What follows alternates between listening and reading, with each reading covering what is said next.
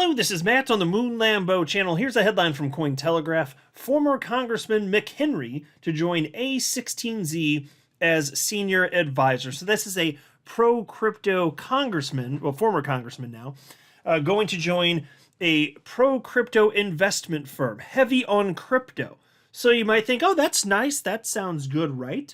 What could possibly be wrong with this? Well, as it turns out, perhaps a lot. Attorney John Deaton has some very harsh words for former Congressman McHenry. And as it turns out, this is, if John Deaton's right, and he, frankly, he probably is based on behavior here. You'll see why I say that in a second. If he's right, this is nothing more than the typical revolving door that we've been seeing year after year after year. We'll get to it. You'll see exactly what I mean here. But before going further, I do want to be clear. I do not have a financial background of any kind. I am not offering financial advice, and you definitely should not buy or sell anything because of anything I say or write. I'm just an enthusiast who enjoys making YouTube videos about crypto-related topics, but just as a hobby and just for fun. All right, so let's jump into this piece here. Former Congressman Patrick McHenry, who spent the last few years of his political career advocating for the crypto industry, announced through an X post on February 26th that he is joining venture capital firm A16Z as a senior advisor. McHenry added, "For too long, DC has created barriers for startups and emerging companies. It's time to level the playing field and ensure that little tech, the next generation of builders, gets a fair shot." And that was a quote directly from him. And by the way, if you're an XRP holder, you'll see why I'm making this video. This absolutely has to do with an aspect of the SEC v. Ripple lawsuit, and it's one that will burn your biscuits if they aren't already been burnt yet. Anyway, piece continues. McHenry, who retired in January 2025 after 20 years as a representative, became an open, high-profile supporter of cryptocurrency later in his time in Washington, D.C. He co-sponsored the Financial Innovation and Technology for the 21st Century Act, FIT21, which, if passed, would increase regulatory clarity surrounding digital assets.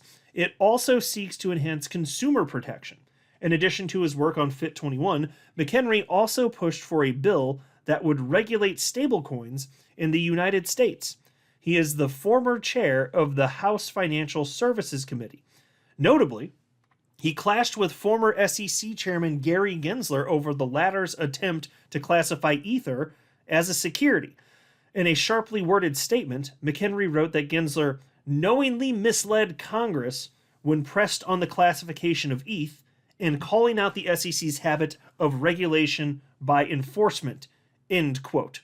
Okay, so you hear that and you're thinking, oh, this is a really pro-crypto guy. He's doing some stuff, right? Doing some good stuff, right? Okay, well, here's what Attorney Deaton had to say, and he's not as convinced that Patrick McHenry was necessarily on our side, let's say. So there was a long thread here, and I'm not going to read the whole, well, it wasn't that long, I guess, several posts, but it's on your screen right now if you want to pause and take a look at it. But this is Patrick McHenry making that announcement that I just shared with you, which was covered by Cointelegraph.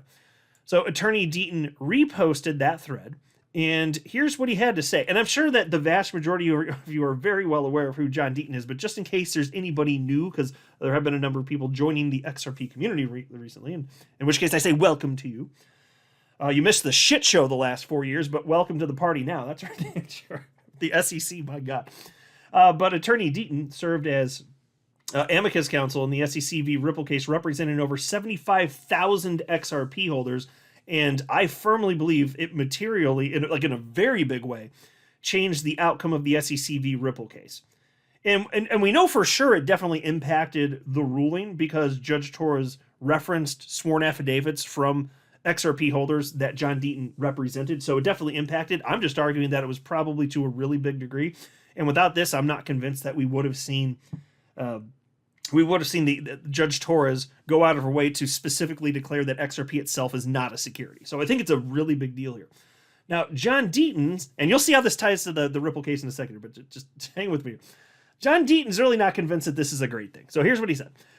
"Remember the letter I sent you?" And so he's writing this effectively to Patrick McHenry, former congressman. He says, "Remember the letter I sent you asking for you to make a simple inquiry to the SEC, which you oversaw as chairman of the Financial Services Committee, regarding the massive conflicts of interest involving Bill Hinman. In fact, Empower Oversight, an independent Washington watchdog, sent a referral to the IG, leading to an investigation of Hinman. Despite this and the incredible proof I sent your office, you refused to make a simple inquiry, just like you refused to issue a subpoena to Gensler and the corrupt SEC. And now you're partners with the very person you refused to make the inquiry about. The revolving door is alive and well, I see. You, sir, are part of the problem in this country and why members of Congress have such a high disapproval rating. So, yeah, he's not kidding. Seriously, here's the A16Z website. That's Billy Boy Hinman on your screen there. Remember that guy? That douchebag. He's the one that gave the Ethereum free pass speech in June of 2018, almost 7 years ago now. And that certainly changed things. Now, the problem is that as Billy Boy Hinman here as he was working at the SEC in an official position high up the ladder at the SEC, and he gave that speech, which effectively gave ETH legal clarity. The problem is that he was still getting kickbacks from his law firm, Simpson Thacher. Now, Simpson Thacher at the time was a legal advisor to the Enterprise Ethereum Alliance, which, by the way, Consensus worked heavily with. And Consensus, of course, founded by one of the co-founders of Ethereum, Joe Lubin. So that might be a little bit of a conflict of interest, don't you think? The answer is yes.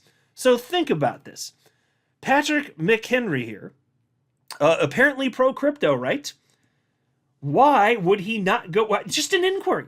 There are very clear, very obvious conflicts of interest with Bill Hinman. Why not just an inquiry? And so then Patrick McHenry, he leaves Congress, and then he goes to work at A16Z with Bill Hinman? That's what John Deaton's pointing out here. What fresh hell is this? That's not a good look there, is it? It's certainly not. Now, hopefully, we will get to find out exactly what's well. So there was an investigation. Let me show you this headline here. So this is from Empower Oversight. This is from February 15th of last year, 2024. Confirmed, SEC Inspector General in final stages of investigation on crypto conflicts, referred by Empower Oversight. And this, it's covered pretty well. This is actually a piece from just a couple days ago, 3 days ago, titled SEC's report on Hinman remains under wraps as review continues. So there was an investigation into these conflicts of interest, which are absolutely very, very real. And it's more than just that. Like Hinman, he was contacting people that he wasn't ethically allowed to contact, because even if it would just give the image to outsiders of the view of impropriety, even that would be too much. And he definitely crossed the line. And so it'd be curious. We're all curious to see what's in this report. Like, what are the findings here? And we should be getting this. But check this out. President Donald Trump's administration has yet to release a report on alleged conflicts of interest by a former U.S. Securities and Exchange Commission director.